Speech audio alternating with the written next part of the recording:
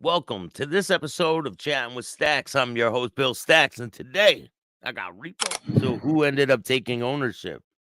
I have no idea. At that time, that's when we became a nomad charter. There was truly only one guy left in the Philadelphia, or two. There was Mark and little Skinny George that wound up later on becoming a Bucks County warlock years later. And we just let the clubhouse go. Everything, club was removed from there, and there were such backed up bills because they never paid on anything, and we walked away from it because, like I said, there was nobody there. There was nobody to. It was a problem at that time to retain that house without somebody being around there with, the opposition wanting to wipe that house off of the map. Is there any Hells Angels in Philadelphia now? No, none. As I understand it, the excuse me, the Pennsylvania Nomads went on for a number of years, and as I understand now, there are no active members in the state of Pennsylvania. New Jersey, though, they have a bunch of New Jersey has active charters. Pennsylvania, there is, I'm out. I've clarified that. You've clarified it. I am not a member. I am out of the club. And as far as I understand, there's no active members in the state of Pennsylvania at this time with HA. Yeah, someone commented saying he's talking like he's a member. Right, correct. We've made it clear from the very first part, former member, former. Yeah, it's in the title. It's not my problem if some people are illiterate and don't read into that. Or, Yeah, they won't even watch the whole episodes to find out like what happened. No, nothing. No, they're just drawing conclusions real quick. Yeah. They don't even know what's coming in the whole story. No, and at this point, we've got a little bit out there, and there's a lot more to come. Down the road, all I got to say is if you don't like this podcast that I'm doing with Bill, wait till you see me on Arts and Entertainment, because that's coming. Yeah, it's going to be huge. Oh, it's going to be great. And there's going to be a whole bunch of other former HA members as well as I am, that you can go call that are my good friends now, that if you want to call and say in a comment or something that I was never a member, you're wrong. You're really, really wrong. You keep letting them cowards pump sunshine to you and lies, and believe whatever you want to believe, because it doesn't matter. But we're gonna let some good content out here in the future. That A&E special, it's going to be great. Yeah, there's going to be a bunch of people involved with that, right? Yeah, absolutely. One of the guys you've interviewed quite a few times, Pee-wee, who was a former member like myself, and we're great friends now. He's been on there on several. Hopefully, we're going to do an A&E special where I, and several other ex-members are all doing the same one, so we can really get a good show out for them and ourselves.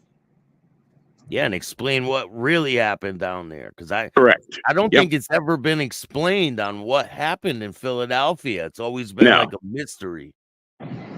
No, and again, somebody made a comment to me, hey, you really knocked on the Pagans. No, I didn't knock on the Pagans. They are a true 1% OMG, outlaw motorcycle club. You can't knock on them. Those, I didn't care for them, but there's some hardcore stand-up dudes in that club, and you can't take that away from them. Again, give the respect that's due where it's due for what they do. If you knock them, you're gonna get knocked, I'm sure. I think they're misconstruing what you were talking about. You were talking about the members that used to be Pagans and came over to the Angels. Absolutely. Talking about who they used to be, right? Yeah, I mean, again, Tommy was 100% the most stand-up guy I've ever met. Those other guys, they shouldn't have been mad that they left. They should have been thankful. Um, send a Christmas card to HA thanking them for allowing them guys to come over, because they should have got rid of them anyway. You're going to break your loyalty to one. Why would I want you in something else? Other than, again, Tommy was the most righteous dude out there. And it doesn't matter that he was a former pagan, because he was a stand-up true Hell's Angel by far. How long did Tommy have his patch, and did he have to prospect? Oh yeah, they all did. They all did. Phew. I'm Bill. Right now, I'm tired. I drove several hours to get up here to do this. I'm not sure how long Tommy had it, but he was a good guy, and shouldn't have went down like it went down, but it did. And that's the world that we lived in at that time. The members that were angels in Philly, did they treat the guys who were ex-pagans different? The members who were ex-pagans, did they treat the other ex-pagans differently? No, the angels, the straight up angels that were never pagans, did they treat the ex-pagans different that were angels? No, they gave them, every bit of respect that an angels do to one another.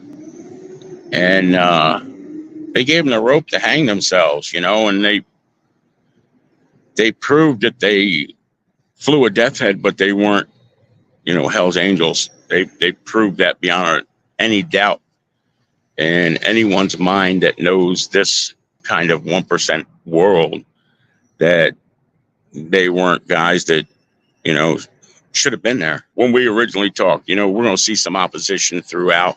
It's all welcome, and it'll get clarified as it comes, because that's what this is about. It's just some of the truths that were never told, because those guys just continued to lie,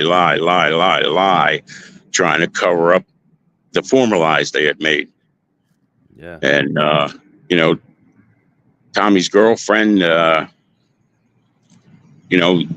whatever they fed her to make her believe that they were stand-up individuals, I feel sorry for her. Because if you truly knew who they were and what they didn't do and what they weren't about, and maybe you'd feel a little bit different about them. You could place her anger where it belongs. Yeah, she should. She should have a long time ago, but she only knows what they told her. I wish her the best. I wish her kids the best, but that's all I got to say about that. She wasn't his wife. She was his girlfriend. Hey, everyone's got a different aspect on what happened, like in their mind. Everyone has their own story, and they see things different. Yep. Yes. Yeah. So, we got some good feed coming yet. Yeah. What's your plan now? Where are you gonna go next? We're gonna head over there to one of the other places we talked about and continue this, wrap this up for another segment. All right, stay tuned, and we'll be back with more Chattin All right. The Repo Rod. All right. So now we're at another location. You want to explain where we're at? This is the location where Tommy wound up after he was killed that night, leaving cheerleaders. So he was just starting to get on the highway? Yep. Right where Oregon ended in Bear Avenue exit here. It used to be Bear Avenue Auto Sales, which was also owned and operated by the member that was getting his patch party that night of cheerleaders, who literally lived right behind this place and had a little section cut out in the fence where he could just slip through the back and go down back in the basement of his mother's house. Is that what he did that night? That's it. Now, he was still in cheerleaders, but when he was up here, that's how he used to get back and forth, to go right through the little cut in the fence in the back, and he lived in his mother's basement. So that building right there on the right, that was the car dealership? That was his used car dealership. Yep. Can you pan to the right a little bit? That's another building that was next door here. Yeah. But this, it's the expressway right here, directly on my left. Yeah. And Tommy made it, right here to this exit and came off and literally went straight up into the iron fencing in front of the place where his truck wound up, like that, up in the air. Was the car in front of him when they were shooting at him? From the reports, like on television media and stuff, the car was alongside of him.